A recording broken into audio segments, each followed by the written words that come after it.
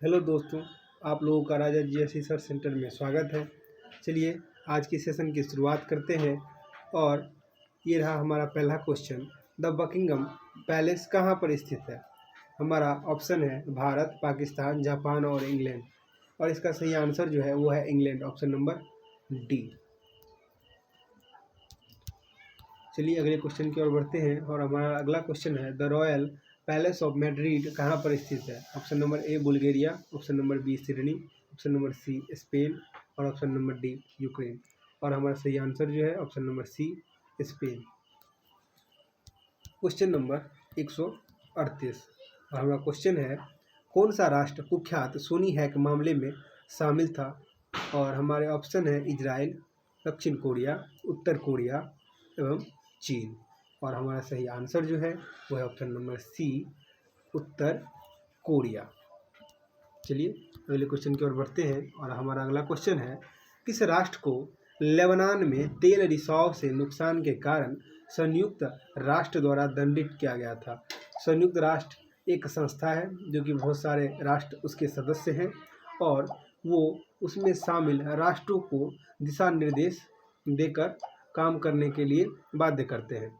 और हमारा ऑप्शन है Israel, Iraq, Iran, Iraq, Israel और चौथा ऑप्शन है सीरिया। और हमारा सही आंसर जो है वो है ऑप्शन नंबर सी इजराइल, जो कि अभी टेक्नोलॉजी के मामले में काफ़ी चर्चा का विषय बना हुआ है और हमारे भारत देश के साथ उनका संबंध भी काफ़ी अच्छा रहा है। चलिए अगले क्वेश्चन की ओर बढ़ते हैं और हमारा अगला क्वेश्चन है इटली की तलवार किसे कहा जाता है? Option number A Mazzini, option number B Cavour, option number C Garibaldi और ऑप्शन नंबर डी है इनमें से कोई नहीं। और हमारा सही आंसर जो है वो है गैरिबाल्डी। आप लोग हिस्ट्री के 10th के हिस्ट्री में इसके बारे में विस्तार से जानकारी ले सकते हैं अगर आप जानना चाहते हैं तो। हमारा अगला क्वेश्चन है विश्व रंगमंच दिवस हर साल किस तारीख को विश्व स्तर पर मनाया जाता है? Option number A 27 April, option number B 27 जनवरी, ऑप्शन नंबर सी 27 मार्च एवं ऑप्शन नंबर डी 27 मई। और हमारा सही आंसर जो है वो है ऑप्शन नंबर सी 27 मार्च। चलिए अगले क्वेश्चन की ओर बढ़ते हैं। हमारा क्वेश्चन है क्वेश्चन नंबर 142 निम्नलिखित में से कौन सा देश लैंड ऑफ थंडरबोल्ट के नाम से जाना जाता है? Option number A Nepal, B New Zealand, C Ladakh एवं ऑप्शन डी भूटान। और हमारा सही आंसर है ऑप्शन नंबर डी भूटान। हमारा अगला क्वेश्चन है क्वेश्चन नंबर 143 जो कि है एल मिस्ट्री ज्वालामुखी का नाम है। वो पूछा जा रहा है कि किस देश में स्थित है, जो कि पिछले समय काफ़ी चर्चा का विषय बना हुआ था। और हमारा ऑप्शन है चिली, पेरू, कोलंबिया एवं इटली। और इसका जो सही आंसर है वो है ऑप्शन नंबर बी पेरू। चलिए नेक्स्ट क्वेश्चन की ओर बढ़ते हैं और हमारा क्वेश्चन है क्वेश्चन नंबर 144 जो कि है उत्तरी गोलार्ध में व्यापारिक पवनें किस दिशा में बहती है? और हमारे ऑप्शन है उत्तर, दक्षिण पूर्व, ऑप्शन नंबर सी उत्तर पूर्व और ऑप्शन नंबर डी उत्तर पश्चिम। और हमारा सही आंसर होगा ऑप्शन नंबर सी उत्तर पूर्व। चलिए अगले क्वेश्चन की ओर बढ़ते हैं क्वेश्चन नंबर 145 और हमारा क्वेश्चन है पेरेनीज पर्वत निम्नलिखित में से किन किन देशों के बीच स्थित है? मतलब एक से अधिक देशों में इस पर्वत का फैलाव है।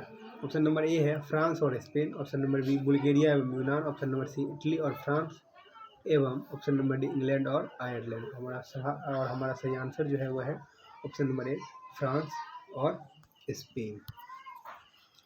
हमारा अगला क्वेश्चन क्यूराइल द्वीपों को लेकर विवाद किन किन के मध्य है?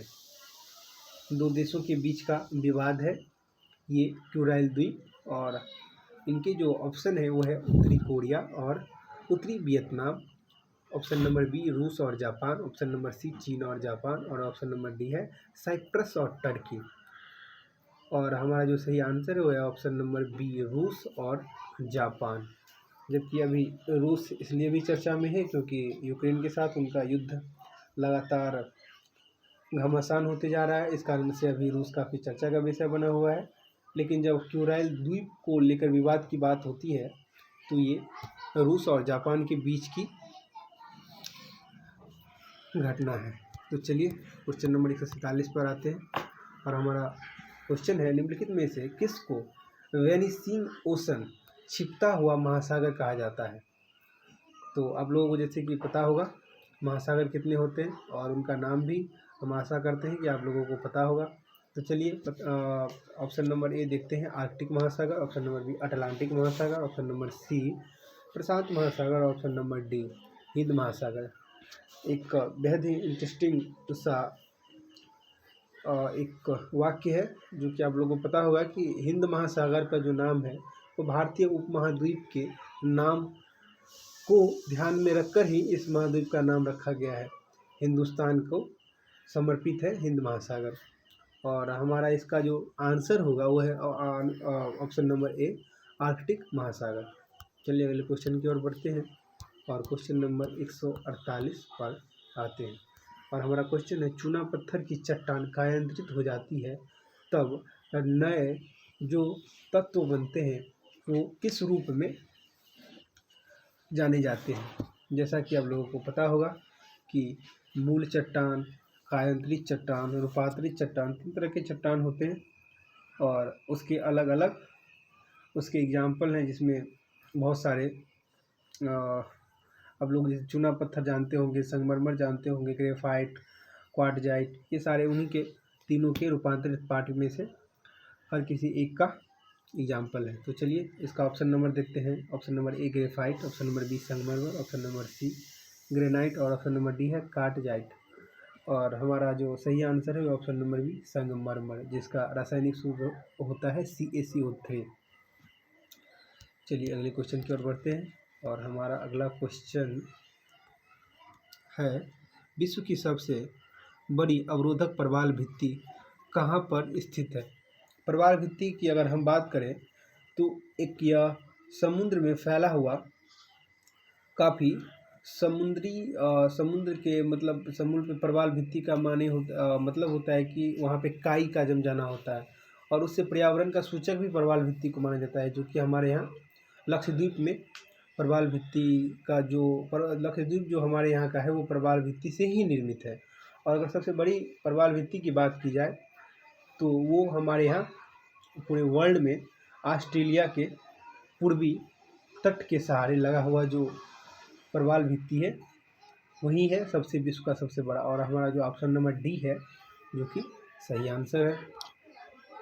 चलिए अगले क्वेश्चन की ओर बढ़ते हैं और हमारा अगला क्वेश्चन है, बाल्टिक सागर और उत्तरी सागर को मिलाने वाली नहर कौन सी है? ऑप्शन नंबर ए है स्वेज नहर, ऑप्शन नंबर बी पनामा नहर, ऑप्शन नंबर सी कील नहर और चौथा है में से कोई नहीं। और हमारा जो सही आंसर है वो है ऑप्शन नंबर सी कील सागर।